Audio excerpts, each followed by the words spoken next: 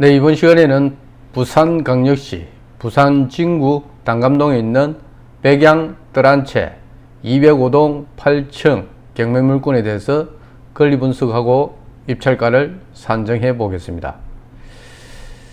지금 현재 13차까지 유찰돼서 7%인 1188만 9천원까지 유찰되어 있는 상태입니다. 매각 물건 현황을 살펴보니까 15층 중에 8층입니다. 사용 승인은 1999년 7월 21일입니다. 임차인 현황을 살펴보니까 임차인 있는 상태이고 전입일자는 2019년 4월 26일, 확정일자도 받은 상태고 매당 요구도 제 날짜에 한 상태입니다. 임차인 보증금은 1억 5천만 원이고 지금 대항력이 있는 것으로 나오고 있고 임차권 등기까지 해놓은 상태입니다. 등기부 현황을 살펴보니까 2019년 12월 26일에 소유권이 이전이 있었고 거래가액은 1억 5,800만 원입니다. 그리고 2020년 1월 13일에 소유권 이전 청구권 가등기가 있고 매매 예약으로 인수로 나오고 있습니다. 그리고 그 아래 보면은 2021년 5월 6일에 임차인의 주택 임차권 등기가 있고 채권 금액은 1억 5천만 원입니다. 지금 2022년 11월 9일에 주택도시보증공사로부터 강제경매 신청이 들어온 물건입니다. 자, 이 물건을 권리분석하기 위해서 대항력과 우선 변제권 그리고 소유권 이전 청구권 가등기에 대해서 살펴보고 매매 예약에 대해서도 살펴봐야 이 물건을 해결할 수 있을 것 같습니다. 그럼 먼저 대항력과 우선 변제권에 대해서 한번 살펴보고 그리고 소유권 이전 청구권 가등기에 대해서도 살펴보고 매매 예약에 대해서도 살펴보도록 하겠습니다. 먼저 말소 기준 등기에 대해서 먼저 살펴보도록 하겠습니다. 자, 말소 기준 등기란 것은 자, 여기서 보면은 지금 이 물건의 말소 기준 등기는 보면은 강제경매를 신청한 2022년 11월 9일에 강제경매를 신청한 주택도시보증공사에서 말소 기준 등기입니다. 자, 이 강제경매가 왜 말소 기준 등기가 되는지를 한번 살펴보도록 하겠습니다. 자, 말소 기준 등기는 뭐냐면은 낙찰자가 부동산 물건을 낙찰받고 잔금 납부를 하고 난 다음에 자기 물건으로 하기 위해서 소유권 이전 등기를 하게 됩니다. 그러면은 기존의 경매 물건에 있었던 등기부 상을 보고 거기에서 그 권리들, 등기부 상에 있는 권리들 중에서 말소 촉탁 등기 대상이 되는 권리는 소멸을 시키고 그 말소 촉탁 대상이 되지 않는 권리들은 낙찰자인 매수인이 인수하게 되는 것입니다. 그래서 말소와 인수의 그 기준이 되는 권리가 바로 말소 기준 등기, 말소 기준 권리라고 하는 것입니다. 자, 말소 기준 권리, 말소 기준 법적 근거는 다음에 살펴보는 걸로 하고 일단 말소 기준 권리, 말소 기준 등기의 종류가 어떤 게 있는지 살펴보겠습니다. 말소 기준 등기의 종류에는 7가지가 있는데 먼저 6가지를 살펴보도록 하겠습니다. 자, 말소 기준 등기, 말소 기준 권리가 되기 위해서는 6가지의 지금 권리를 먼저 알아야 됩니다. 자, 압류, 가압류, 그리고 저당권, 건저당권, 그리고 담보가등기, 그 다음에 경매 개시 결정 등기 중에서 자, 등기부상의 접수일자가 가장 빠른 등기가 말소 기준 등기가 됩니다. 자, 먼저 7가지, 한 가지 더 추가하면 전세권이 있는데 먼저 6가지부터 살펴보도록 하겠습니다. 한 번 더 살펴보면은 압류, 가압류, 저당권, 건저당권, 담보가등기, 경매 개시 결정 등기 중에서 이 6가지 중에서 등기부상의 접수일자가 가장 빠른 등기가 말소 기준 등기가 되는 것입니다. 자, 조금 전에 그 물건을 보면서 살펴보면은, 자, 조금 전에 6가지 중에 말소 기준 등기가 되는 것이, 이 물건에서는 지금 보면은 강제경매, 압류가 있는데, 그 위에 있는 소유권 이전 청구권 가등기, 소유권 주택 임차권은 말소 기준 등기가 아닙니다. 그래서 말소 기준 등기에 들어가는 것은 지금 강제경매와 압류, 이 두 종류가 있는데, 이 두 종류의 권리가 있는데, 등기부상에 이 접수일자가, 강제경매는 2022년 11월 9일이고 압류는 2022년 11월 10일입니다. 자, 하루가 더 빠릅니다. 압류보다 강제경매가.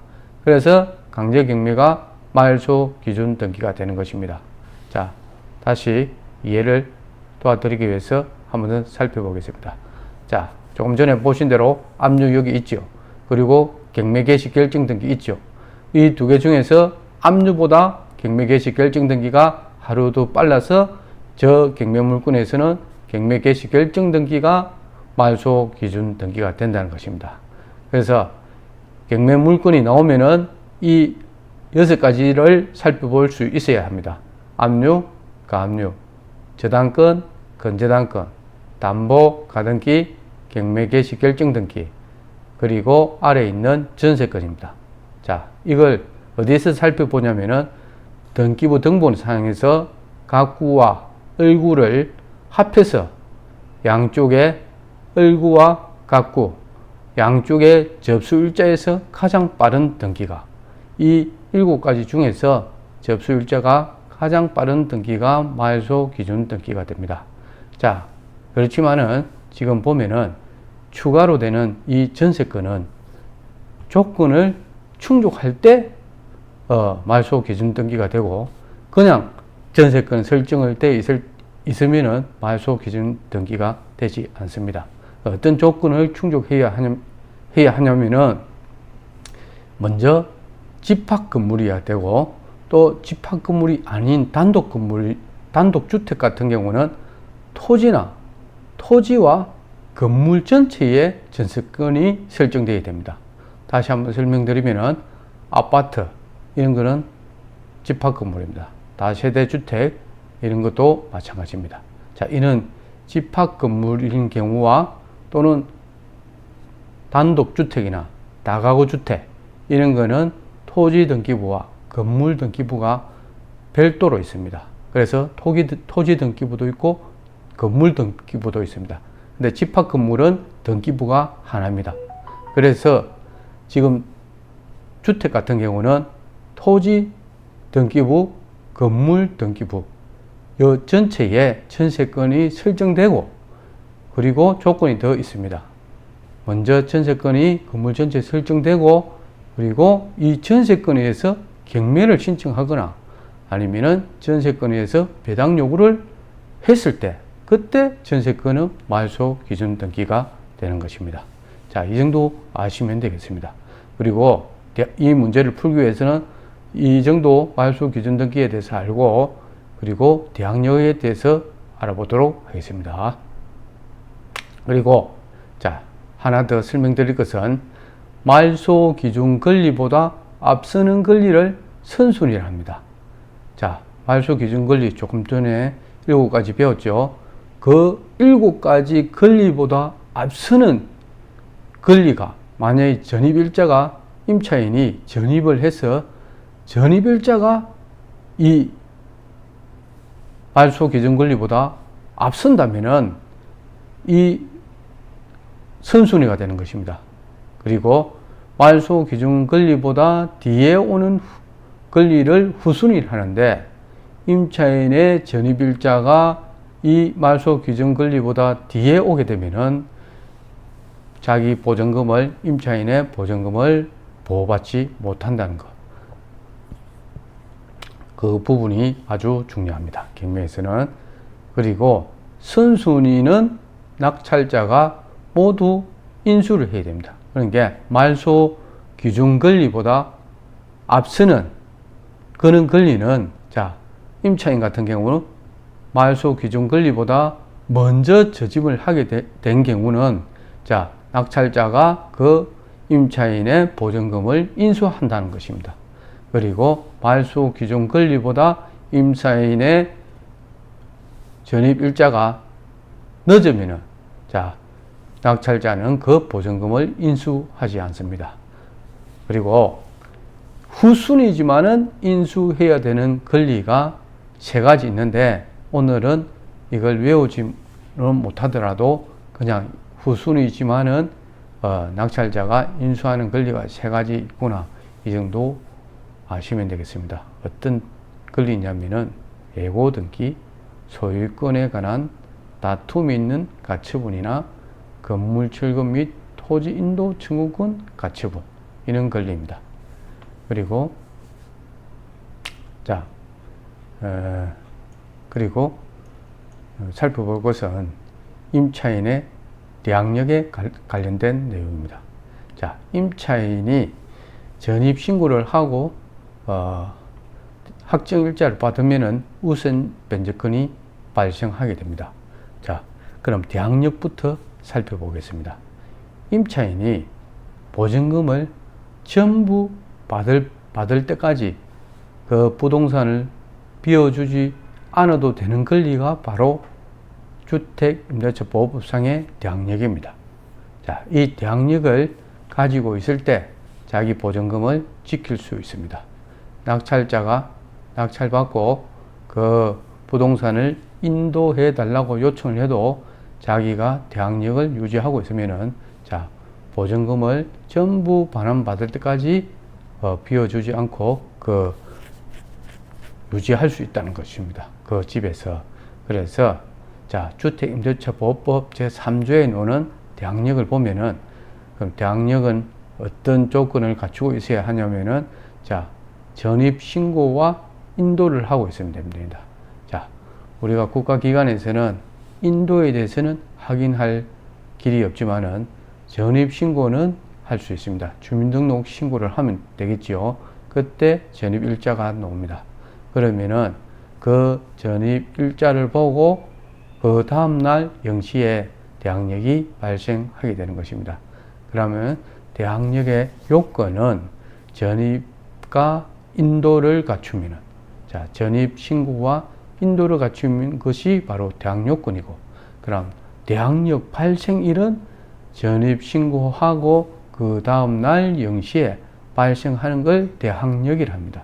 대항력권과 대항력의 차이점은 대항력권은 전입하고 전입 신고하고 인도를 하면은 대항력권이 되고 그 대항력권을 가지고 대항력이란 상대방에게 자기 자신을 지킬 수 있는 대항력은 자, 전입 신고한 그 다음날 0시에 발생한다는 것을 알아야 됩니다.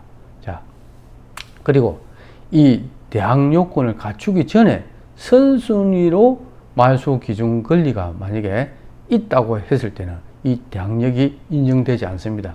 그래서 전입신고를 할 때는 말소 기준 권리보다 먼저 자기가 선순위로 전입을 해야 된다는 것입니다.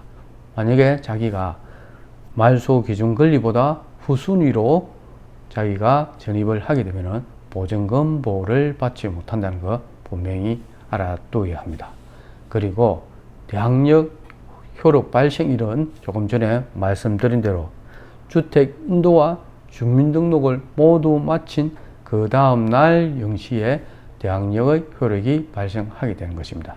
자, 다시 해당 물건을 살펴보면은, 경매 물건을 보면은, 자, 여기서는, 자, 임차인이 2019년 4월 26일에 전입을 했습니다. 자, 그러면은 2019년 4월 26일이면은 그 다음에 조금 전에 대항력이 언제 생긴다 했죠. 자, 보면은 주민등록을 모두 마친 다음날 0시부터 대항력이 효력이 발생한다 했지요. 그러면은 이 날짜입니다. 지금 보면은 2019년 4월 26일에 전입했으면은 27일 0시에 대항력이 발생한다는 것입니다. 그러면은 이것보다 말소 기준 등기를 살펴봐야 되겠죠. 그럼 자기가 말소 기준 등기보다 일찍 대항력이 발생하는 건지 아니면은 마을수호 기준 등기보다 뒤에 발생하면은 보증금 보호를 받지 못한다는 것입니다. 그래서 마을수호 기준 등기를 한번 살펴보겠습니다. 이어서 보면은 자, 마을수호 기준 등기는 강제경매 이 부분이 지금 권리가 마을수호 기준 등기입니다. 언제냐면 2022년 11월 9일입니다. 근데 임차인은 2019년에 들어왔습니다. 2019년 4월 26일에 전입 신고를 해서 대항력은 2019년 4월 27일 0시에 대항력 효력이 발생하고 있습니다. 그래서 지금은 보면은 임차인은 대항력이 있는 상태입니다. 그리고 임차권 등기도 해놓은 상태입니다. 임차권 등기는 그러면 언제 했냐 보니까 2021년 5월 6일에 하고 있습니다. 그러면은 자기가 전입하고 2년 정도 집에서 계약 기간 동안은 살다가 보증금을 임대인이 보증금을 반환해 주지 않으니까 결국에는 2022년 11월 9일에 2021년 5월 6일에 임차권 등기를 한 것 같습니다. 그리고 자, 그러면은 이는 집에 자기가 들어갔을 때 보증금 보호를 받을 수 있는지 없는지는 지금 이 물건에 대해서는 사실 위에 소유권 이전 청구권 가등기 이 권리가 없으면은 대항력이 있기 때문에 당연히 이 임차인은 보증금 1억 5천만 원을 낙찰자에게 받을 수가 있습니다. 그리고 자기가 배당 요구도 했기 때문에 매각 대금에서 자기가 매각 대금이 1억 5천 이상이면은 자기가 전액 배당을 받게 되겠지요. 이 지금 보면은 2번에 있는 접수번호 2번에 있는 소유권 이전 청구권 가등기가 이 권리가 없을 때 이야기하는 겁니다. 왜 그러냐면은 자기는 말소 기준 등기보다 앞서서 지금 대항력을 유지하고 있는 상태이기 때문에 그래서 매각 대금이 1억 5천 이상에서 낙찰이 됐으면은 자기는 지금 보면은 전입 신고도 하고 확정 일자도 받아놨고 그래서 배당 요구도 한 상태이기 때문에 자기는 전액 보증금을 받을 수 있는 상태입니다. 그래서 보면은 매각 대금도 보면은 지금 이마침 내려왔지요. 그래서 자기는 어쩔 수 없이 매각 대금 가지고는 보호가 되지 않는 상태입니다. 왜냐면은 지금 13차까지 내려온 금액이 1180만 원 정도밖에 안 되는데 자기 보증금은 1억 5천만 원입니다. 그래서 자, 결국에는 낙찰 받는 사람이 이 보증금을 보호해 줘야 되는 그런 상황입니다. 그러면은 이 보증금을 보호받을 수 있는지 없는지는 이 지금 접수번호 2번에 있는 자, 이 지금 소유권 이전 청구권 가등기에 대해서 한번 살펴보고 매매 이야기에 대해서도 한번 살펴봐야 이 물건을 지금 해결할 수 있습니다. 그러면은 소유권 이전 청구권 선순위 그런 게 어찌 보면은 지금 보면은 강제경매가 말소기준 등기인데 강제경매인 말소기준 등기보다 한참 앞서 이는 말소기준 등기는 2022년 11월 9일인데 지금 소유권 이전 청구권 가등기는 2020년 1월 13일입니다. 한 2년 10개월 정도 더 앞섭니다. 지금 그래서 그럼 이 등기가 이성으로 해서 임차인의 보증금을 보호받을 수 있는지 없는지를 한번 살펴보도록 하겠습니다. 자, 우리 부동산 투자기술 천에서 자 200번에 있는 소유권 이전 청구권 가등기가 인수되는 경우와 소멸되는 경우를 먼저 살펴봐야 됩니다. 자, 보면은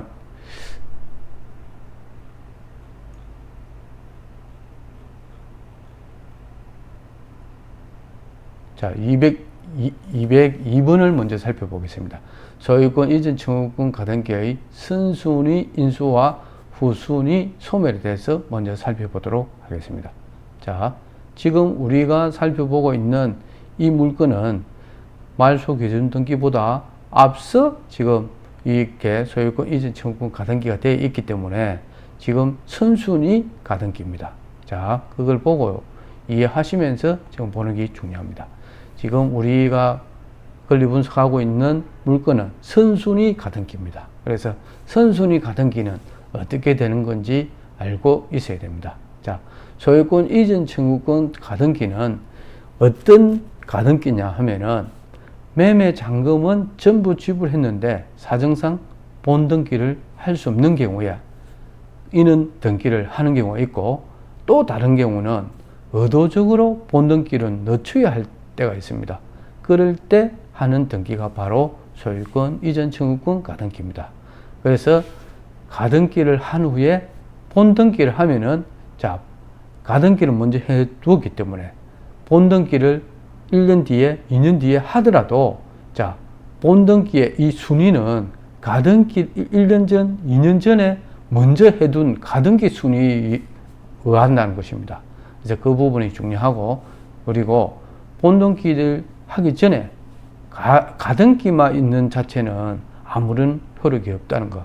꼭 본등기를 해야만이 이 소유권 이전 청구권 가등기는 효력이 발생하게 된다는 것입니다. 그래서 예를 들어 설명드리면은, 자, 아파트 매매를 할 때 계약금을 지불하고 잔금은 1년 후에 지불하기로 쌍방이 약속을 했습니다. 그래서 계약을 했는데 아직 잔금을 지급하지 않은 상태다 보니까 소유권 이전은 하지 않은 상태입니다. 그런데 매수인은 계약금하고 중도금은 준 상태다 보니까 매도인의 변심이 우려됩니다. 그래서 지금 이 매도인의 변심을 우려해서 매수인이 신청하는 것이 바로 소유권 이전 청구권 가등기를 해두는 것입니다. 누구를 위해서 해두는 것이냐면은 바로 매수인의 권리를 보호하기 위해서 해두는 등기가 가등기입니다. 그리고 자, 가등기는 언제 말소되냐면은, 자, 권리 분석을 통해서 말소 기준 권리로 판단하게 되어 있습니다. 가등기의 말소 여부는. 그러면 자, 우리 지금 상황에서 다시 우리 물건을 보면은, 자, 말소 기준 등기는 2022년 11월 9일이고 지금 소유권 이전 청구권 가등기는 2년 앞인 2020년 1월 13일입니다. 2년 10개월이나 빠른 상태에서 소유권 이전 청구권 가등기를 해둔 상태입니다. 그래서 우리는 선순위 가등기입니다. 저 물건에서는. 그래서 자, 이 선순위 가등기가 말소되는지는 말소 기준 권리를 기준으로 판단하니까 오늘 한번 살펴보겠습니다. 자, 건저당이 말소 기준 권리라면은 후순위 가등기는 모두 소멸된다는 것입니다. 그리고 가등기가 건저당보다 선순위일 때, 자, 가등기 종류에 따라서 권리 분석에 차이가 발생하고 낙찰자에게는 인수되거나 소멸하게 되는 것입니다. 자, 가등기 종류는 이 소유권 이전 청구권 가등기도 있지만은 담보 가등기가 있습니다. 담보 가등기는 돈을 빌려주면서 부동산에 등기를 해 주는 것인데, 그 담보 가등기는 경매가 낙찰되면은 그 담보 가등기는 소멸하게 되겠습니다. 왜? 매각대금에서 다 건저당처럼 건저당과 성격이 비슷합니다. 돈을 받으면은 소멸되는 권리이기 때문에 그 가등기에는 종류가 두 종류가 있다는 것. 지금 우리가 설명하고 있는 것은 소유권 이전 청구권 가등기고, 저 하나 더 있는데 그는 담보 가등기입니다. 그는 돈을 빌려주면서 하는 권리가 바로 가등기가 담보 가등기입니다. 그래서 낙찰되면은 담보 가등기는 소멸된다는 것입니다. 그래서 인수되는, 낙찰자에게 인수되는 것, 선순위인 경우는 낙찰자에게 인수되는 게 소유권 이전 청구권 가등기고, 그러면 소멸되는 권리는 가등기 중에서 담보 가등기는 낙찰되면은 소멸된다는 것입니다. 그래서 지금 우리가 하고 있는 이 선순위 소유권 이전 청구권 가등기는 인수하게 되는 것입니다.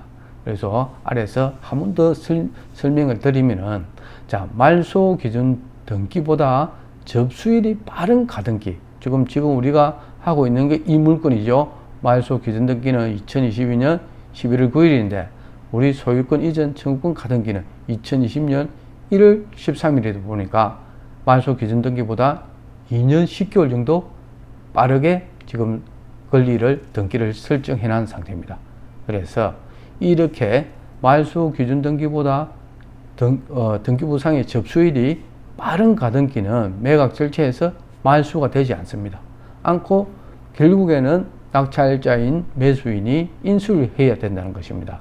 그래서 매매 예약 가등기가 말소 기준 등기보다 후순일 경우는 가등기 일자와 가등기 수를 불문하고 여러 개 가등기가 있더라도 그 숫자와 관계없이, 그리고 가등기 일자와 관계없이 불문하고 매각 후 모두 소멸된다는 것입니다. 자, 후순일 때 매매 예약 가등기가 말소 기준 등기보다 후순일 때는 모두 매각 후에 소멸된다는 것입니다. 그럼 지금 우리는 매매 예약 가등기이지만은 지금 보면은 매매 예약 가등기이지만은 후순위 말소 기준 등기가 2022년 11월 9일이고 우리 매매 예약 가등기는 지금 소유권 이전 청구권 가등기가 매매 예약인데, 자, 2020년 1월 13일 때문에 우리는 선순위 가등기입니다. 그래서 후순위 가등기는 가등기가 여러 개 있던 일자가 빠르든 늦든 매매 예약 가등기는 후순위는 말소 기준 등기보다 후순위는 자, 지금 보면은 소멸하는데, 자, 매각 후에 후순위는 말소 기준 등기보다 후순위일 때는 모두 소멸한다. 그런데 말소 기준 등기보다 선순위일 때는 매수인이 인수를 해야 된다. 즉, 이 물건은 지금 보면은 선순위이기 때문에 결국에는 낙찰자가 인수를 해야 되는 그런 상황입니다. 그래서 여기 보면은 소멸 여부에 인수라고 되어 있는 것입니다. 이래서 인수라는 걸 알고 있어야 돼요. 그러면은 이 같은 경우에는 지금 보면은 낙찰자가 소유권 이전 청구권 가등기를 인수를 하게 되면은 어떻게 되겠습니까? 자, 이 가등기권자가 나중에 본등기를 해버리면은 이 지금 날짜 있죠. 접수 순수 2020년 1월 13일 날짜로 소유권 등기가 되는 것입니다. 그러다 보면은 소유권이 자기가 지금 낙찰자에 자기가 잔금을 납부하고 소유권을 이전해 놓았더라도 나중에 이 소유권 이전 청구권 가등기권자가 본등기를 해버리면은 이 본등기 순위는 이 가등기 순위로 온다는 겁니다. 그러면 자기는 이 가등기권자가 2020년 1월 13일부터 소유자가 되어버리고 자기가 이 경매된 2022년 11월 9일에 강제 경매를 신청했는데 지금도 보면은 13차까지 유찰이 되고 있는 상태지만, 그럼 2020년 한 10월 달에 만약에 낙찰이 돼서 12월 달 정도에 잔금 납부하고 소유자가 됐다 하더라도 이 가등기권자는 이 날짜에 2020년 1월 13일에 본등기를 함으로 해서 자기가 소유자가 된다는 것입니다. 그럼 결국에는 먼저 소유자가 되어 있는 물건을 자기가 뒤에 받아온 상태이기 때문에 결국에는 소유권을 뺏기게 된다는 거죠. 그래서 이런 물건은 아무도 들어갈 수가 없는 상태입니다. 지금 보면은, 그래서 지금 보면은 13자까지 1180만 원까지 유찰돼도 이거는 지금 들어갈 수가 없는 상태예요. 왜 그러냐면은 지금 100만 원에 까지 내려오더라도 소유권을 뺏길 상태인데 이런 물건을 누가 입찰을 하겠습니까? 그러면 이 결국에는 이 임차인은 뭐 어떻게 보증금을 보호받아야 되겠습니까? 결국에 낙찰자가 없으니까 자기는 계속 이 지금 거주하고 있는 이 주택에 보증금을 받지 못하고 나중에 이 가등기 소유권 이전 청구권 가등기권자가 자기가 본등기를 했을 때 그때 이제 이 보증금을 그분한테 청구를 할 수 있겠죠. 이제 그런 상태에 있습니다. 그래서 이 지금 보면은 이 임차인은 소유권 이전 청구권 가등기를 너무도 쉽게 생각한 것 같습니다. 그리고 자, 이렇게 임차인이 소유권 이전 청구권 가등기를 알고 들어가지는 못했겠지요. 근데 이런 걸 중개하신 분이 문제가 더 큽니다. 소유권 이전 청구권 가등기가 돼 있는 집에 자, 어떻게 이렇게 보증금을 1억 5천이나 걸게 하고 들어갈 수 있게끔 이렇게 했는지 몰라요. 그리고 이렇게 돼 있는 물건에 또 설마 경매가 지금 당장 들어가지는 않을 거다 이렇게 또 아니란 생각도 가진 것 같아요. 위험한 물건입니다. 이는 중개해서도 안 되고 또 매매도 이루어질 수도 없는 겁니다. 왜? 소유권이 다음에 이분한테로 넘어갈 건데 그걸 누가 매수를 하겠습니까? 임대를 해도 이렇게 위험 부담을 안고 있는데 이런 물건은 절대 지금 쳐다보면 되는 물건이 아니고 이런 물건을 해소할 수 있는 방법을 또 한번 이 시간에 하기는 좀 어렵다고 볼 수 있는데 그래도 한번 살펴보겠습니다. 자, 그래서 이 물건은 100만 원까지 유찰이 되어도 실제 낙찰자가 생기기 어려운 상태다.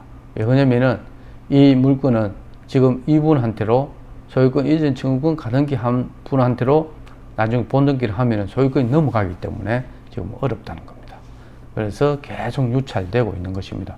그러면은 자, 소유권 이전 청구권 가등기 이익을 소멸시키는 방법이 있기는 있습니다. 그 소멸시킬 수 있는 요건에 들어가는지를 지금 한번 살펴보도록 오늘은 좀 어려울 것 같습니다. 다음 시간에는 이렇게 매매 예약이 돼 있는 물건을 이 소유권 이전 청구권 가등기가 그럼 어떻게 하면은 소멸되는지 그 부분에 대해서 한번 설명을 해드리는 그런 시간을 가지도록 하겠습니다. 지금 보면은 자 시간이 지금 보면은 자 오늘은 자 선순위 소유권 이전 청구 가등기는 인수를 한다는 거죠. 그리고 후순위는 이제 소멸을 한다는 거. 소유권 이전 청구권 가등기가 말소 기준 등기보다 선순위일 때는 인수를 해야 되고 후순위일 때는 소멸된다는 거. 그까지 아시면 될 것 같고 그리고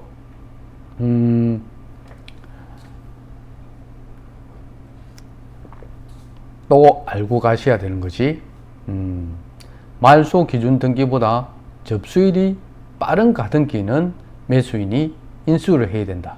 그리고 매매 예약의 가등기가 말소 기준 등기보다 후순위일 때는 모두 소멸한다는 거 다시 한 번 더 설명을 드리고 또 강의 듣고 계신 분들 분명하게 이 부분은 알고 있어야 됩니다. 자, 말소 기준 등기보다 선순위인 가등기는 인수가 되고 후순위일 때는 모두 소멸이 되는구나. 그 정도는 알고 가셔야 되겠습니다. 자, 선순위 소유권 이전 청구권 가등기가 소멸 시효에 걸려서 소멸되는 경우가 있는데 그거는 자 어떤 경우냐면은 자 여기 보면은